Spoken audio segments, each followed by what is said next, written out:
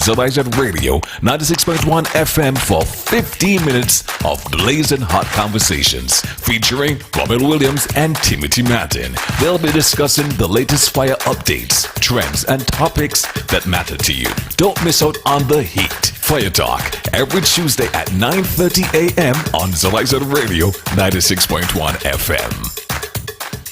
Welcome to Fire Talk, and in the studio with me this morning, it's Davron Clark and Mr. Hodge, not Rommel and Timothy this morning. They haven't given up on the program. We just rotating our officers here and letting you all know. It's an extensive group of guys and ladies, and they all are knowledgeable and well equipped to share the information. So they're here representing for St. Kitts and Nevis Fire Rescue Services here in the Federation. Good morning once again, gentlemen, and welcome. Good morning, GQ. Thank you for having us. Good morning, GQ, and morning to the listening audience this morning. As GQ said, we'll be speaking about the wildland fires, the fundamentals of the wildland fires today. And it's a fitting topic for now, as we are moving into what we call the fire season, where it's the hottest months of the year, and the place tends to get a lot drier than usual, and the wildland fires becomes more prevalent. So, yes, I would hand over to Mr. Clark for him to start over. To do basically the introduction to the topic. Yes, good morning, GQ. Good morning, person in Radio Land. Let me start off by saying good morning to Valen, near Trafalgar Village. Oh, on yes, Saturday. yes. They always laugh. Yes. So those one of our biggest fans. Just want to say good morning to Valen and the other persons who continuously listen to our wonderful talk show. So just turn up the volume, tell a friend, let a friend tell another friend, so we can have number of persons listening and keeping it locked to ZIZ.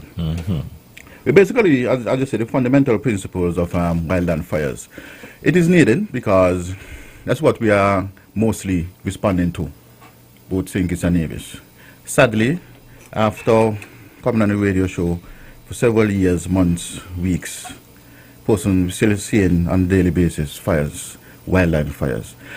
So persons they really understand the science of fire behavior.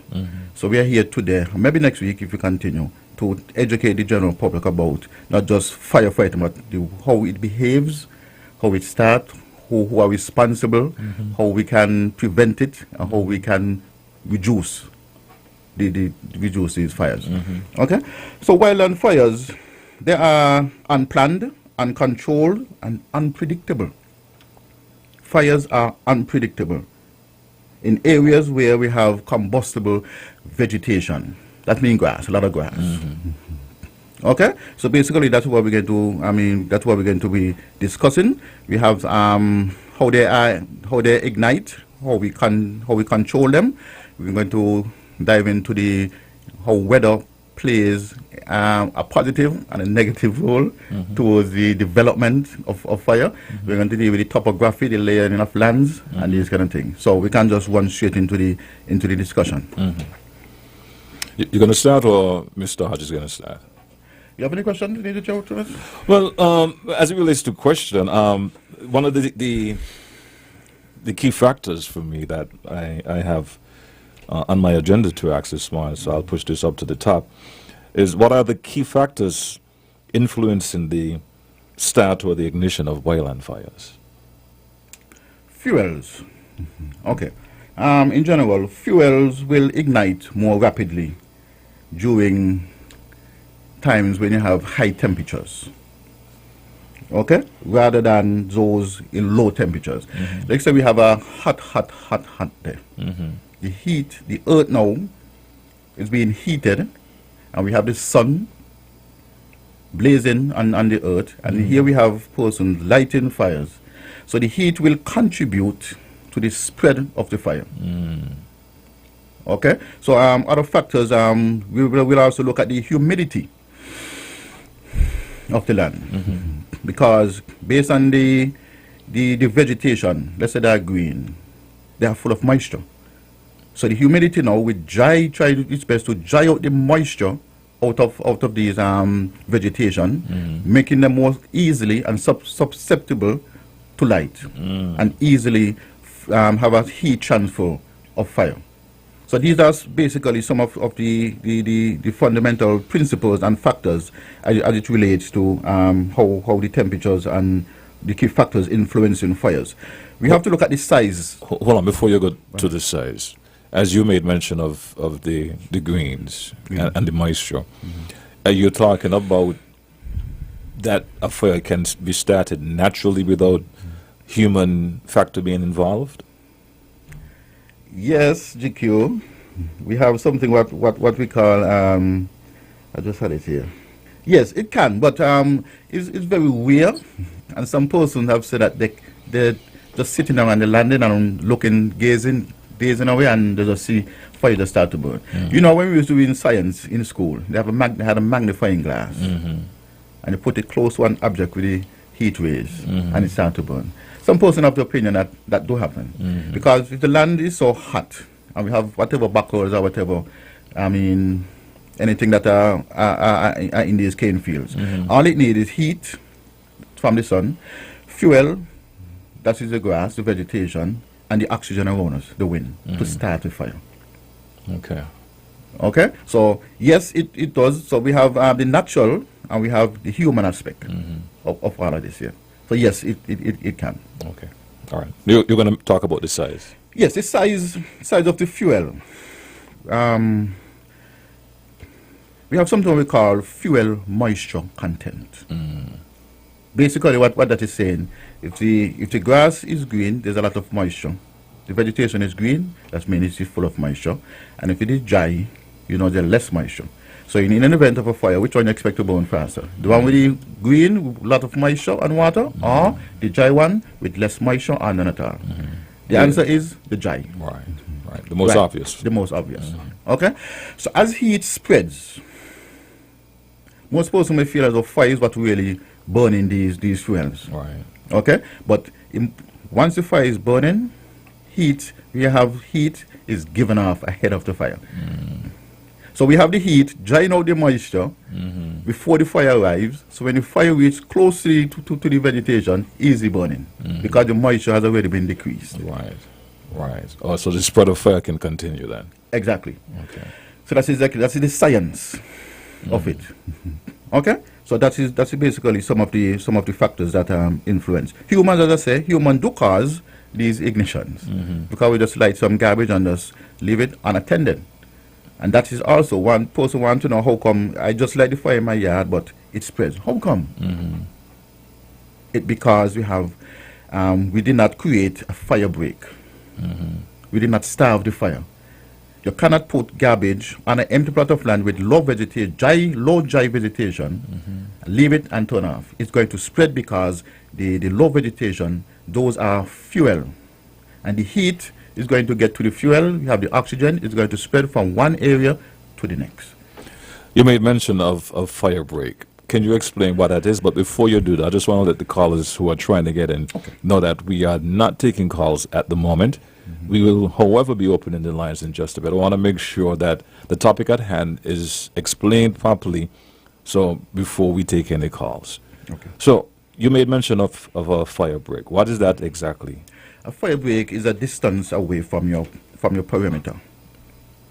It's an area of low vegetation where you keep clear. Yeah. So if you have an area, let's say you have a fence and the neighbor has a lot of grass, we just push back cut that low, very low, for maybe 4 to 5 feet to prevent the fire from getting onto your property. Right. And also, let's say you're burning in your yard. To prevent the spread, we just cut no grass at all, just move all the vegetation, leave the pure dirt, and we can also wet the dirt around the area that you want to burn. All of this is starving the fire, so this fire do not have any fuel to spread from one area to the next. All of these are areas in which creating barriers, are creating a clean area to prevent the fire from spreading. How do weather play a role in this now? Weather conditions, how that contribute to the behavior and the spread of wildland fires? Well, GQ, the weather The weather could mean the moisture content. It could also mean the wind. The wind is break down into direction and speed. All of that basically affects the behavior of a wildland fire. So let's go to the moisture content was already explained by Mr. Clark, where if it rains and the vegetation being the grass or whatever is burning, it could be some trees or anything, but whatever is burning, once it is once it has moisture in it, it would burn a little slower than if it is dry. Same for the direction of travel. The fire could be burning from north to south. Right. Generally we have the winds from the east to west. So we could go with east to west. Whatever general direction that is, fires do burn from east to west most times. But at times the wind have a little shift in it. Right. Because I'm sure that persons would see the smoke going in a general direction one time, and then the next time it spins around. So in that spin, the wind shifts, and it actually shifts the directional speed of the fire. That is a concern to us at times, where we are engaged in firefighting, and you have a pattern in which you chooses to attack the fire, a safe space. If the wind shifts, then it may put the officers doing the attack in danger, because then it speeds up from one direction to the next. And you're caught in that path. You're caught in that path. Okay. What also changes the direction of the fire, or what affects the speed at which it burns, is where you have, say, a lot of grass burning, and then you might come up to an area of thicker vegetation, like maybe some trees or so forth. That area would burn a lot slower. So you may see the grass burning on a different side and say, well, okay, this is the fastest. But once it gets through that thick vegetation and it starts running, you have a need to control that as soon as possible.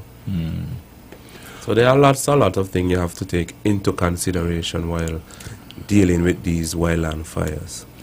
I'm going to open the lines now, right, because we have just about 50 more minutes left. 465-2555, that's 2555. And for those of you in the United States, Canada area, our exchange line is 718-577-2916. I suspect this is Sonny Boy. He's been trying to get in since the start of the program, so I don't think it's anything related to our topic at hand. I could be wrong. But put on your headphones, gentlemen, so we can hear this caller. Sure. And let's see if my assumption is correct, if it's Sonny Boy or not. All right, we lost that call, right? But the lines are open now for you to get in, right? So at least you can get a chance to, if you have a suggestion, a question, or a concern at hand, you can raise that now. As it relates to being caught in the fire, the path of the fire, what do you do as a firefighter when that happens? But before you answer that, though, I believe it's Sonny. I believe he's back. Let's see if it's Sonny or not. Good morning. Hello, good morning, Brother GQ. Hey, good morning. How you doing? I'm good, Sonny boy. GQ, we'll ask the fire officer to Rommel, the Chief Rommel, and Mr. Martin. Well, what we're going to do, Sonny, I'll answer you briefly, right? But I will not continue the conversation there.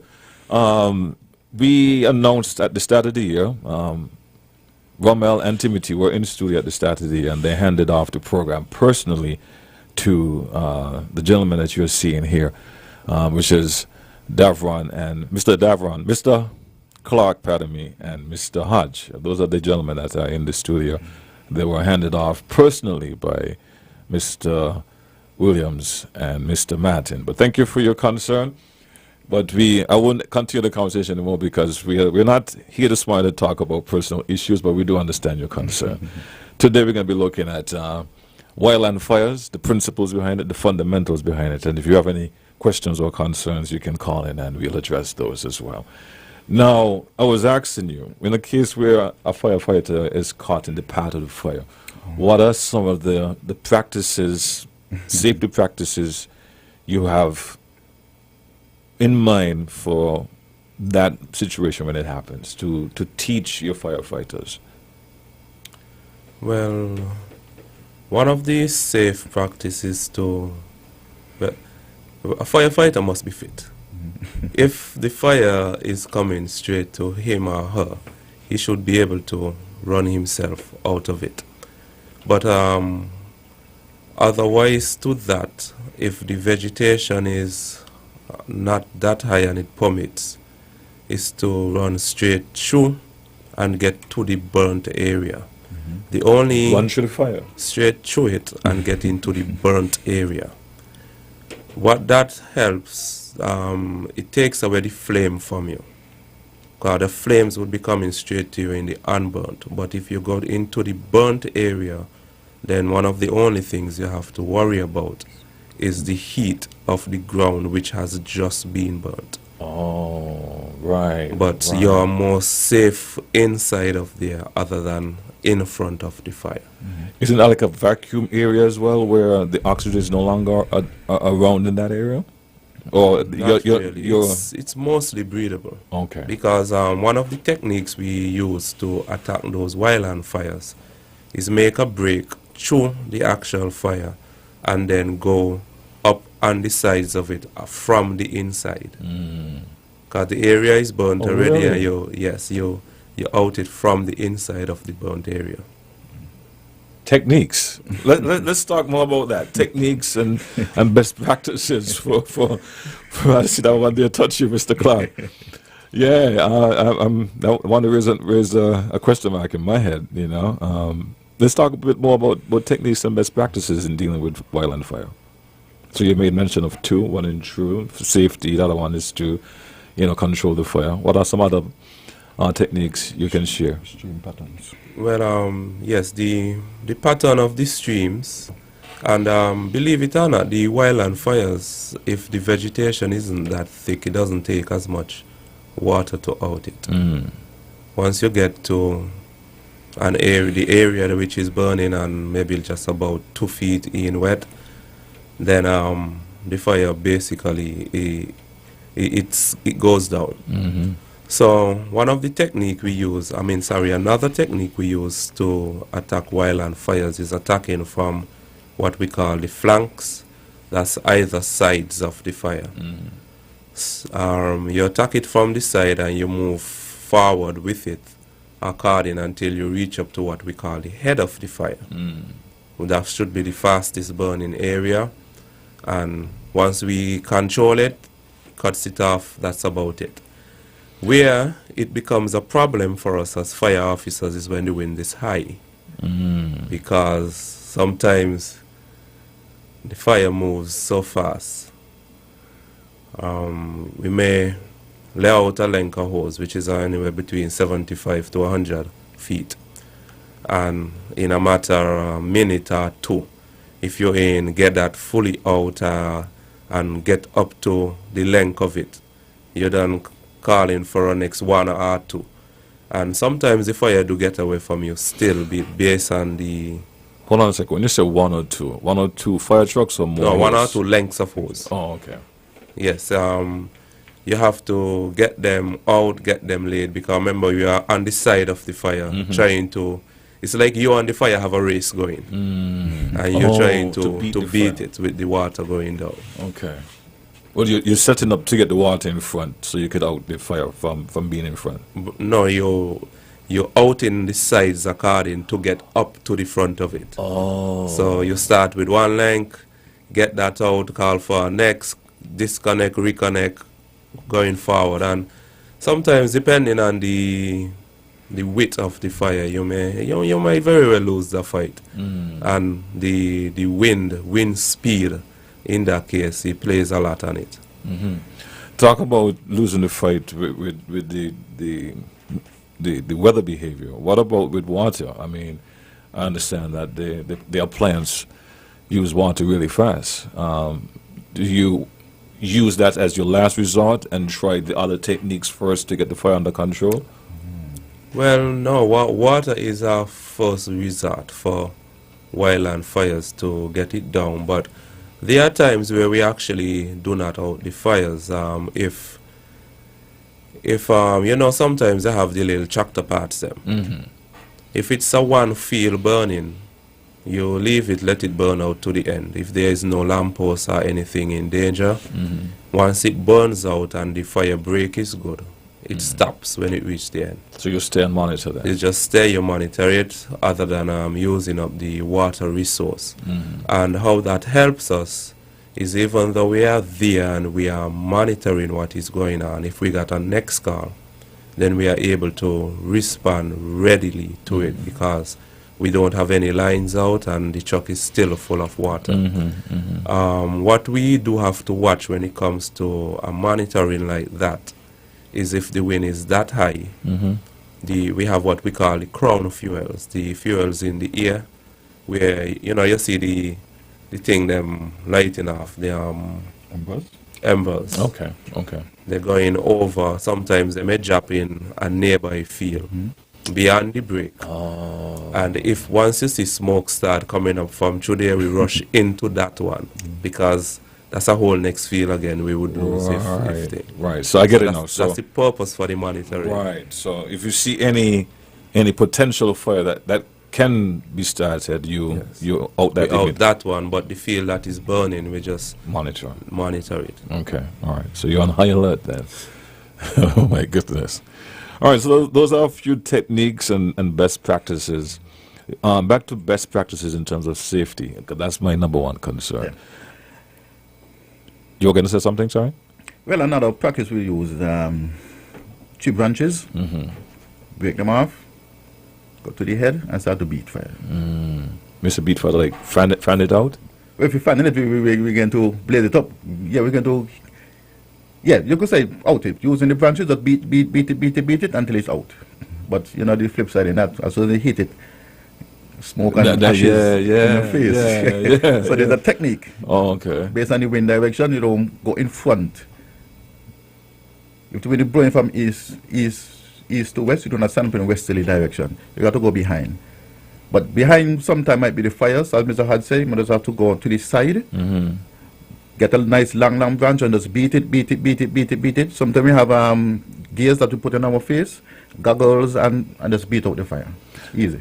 Talk about that, gears and stuff like that. What about your attire? Is your attire is the same when you go for wildland fire? I mean, there's a lot of heat, It do protect us, eh?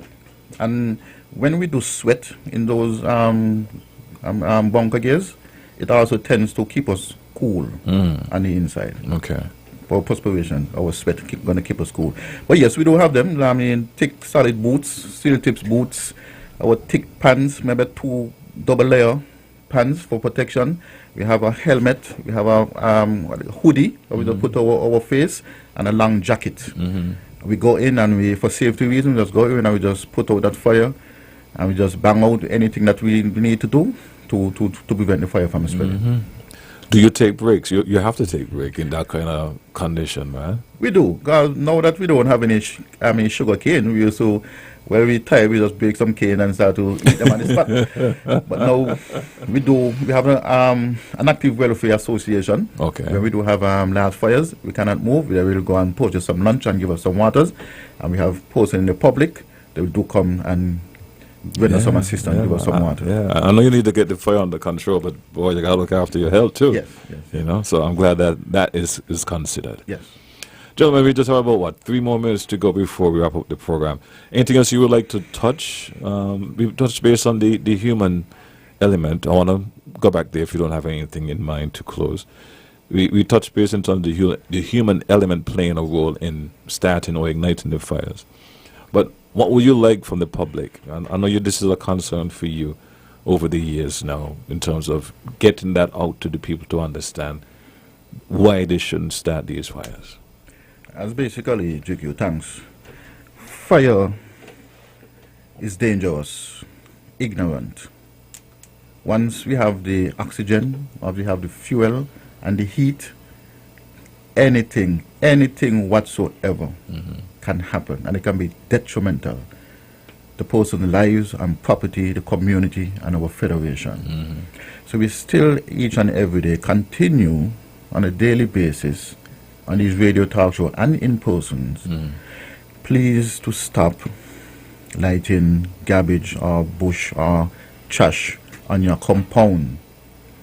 If you do not know how the fire behaves, you do not know the best practices, it's best you call us in, ask us for advice, and if you have to be unseen while these garbage are being burnt, we will have to do that. Because as Mr. Hodge said earlier, these flying embers, they're very, very, very dangerous. It's like the vegetation start to burn and they start to fly. So once they drop and there is sufficient fuel and oxygen, it will burn. So imagine your house with what material name? The linen curtains. Your linen curtain. Let's say your windows are open. You fly straight through your linen curtain, and those are so thin, it will burn. So you want to know if it's zombie fire. Is it a zombie fire? Because of the negligence of persons who do not want to adhere to these instructions. But until we get those legislation passed, and we go out and we start to ticket persons for these offenses, then we might just see a decrease, a total elimination of these wildland fires. So basically, that is our plea. Listen to us, ask us questions, and desist from lighting any unnecessary fires. Gentlemen, I think I'm going to end it there, and I want to thank you guys as usual for being here in the mornings, Tuesday mornings that is, and to get the word out. I do understand your cry, if I can put it that way, to get the wildland fires under control. Is something that we have been dealing with for years. I see that we have now dubbed this season the fire season. So it's been happening since we were little boys. We're now men, and it's still happening. Well, let's see if we can, get the numbers down. That's the important thing. Yes. Because we do have a water crisis going on, and we can't afford to go take the water now, go out, bush, and then you can't go be it later. Right. You know what I mean? So, thank you so much for bringing the word and the awareness to our people here in the Federation. Mr. Hodge, do you have anything to say? Well, that's it for you as well. That's it for me as well, GQ. Thank you for having us, and thank to the listening audience for coming here, listening to us weekly. And hopefully you can help us to educate the public. Thanks for being here, guys, and thanks for listening wherever you're at, man. It's the morning show. We'll be back right after these messages. It's the morning show. Do you know that the cable has a real live customer service representative available every day until 9 p.m.? Just call 465-2588. Calling out of normal office hours? Leave a voicemail, and a friendly, reliable cable rep will call you back. Do you have an urgent request? Or maybe you just want to ask a service question? Call 465-2588.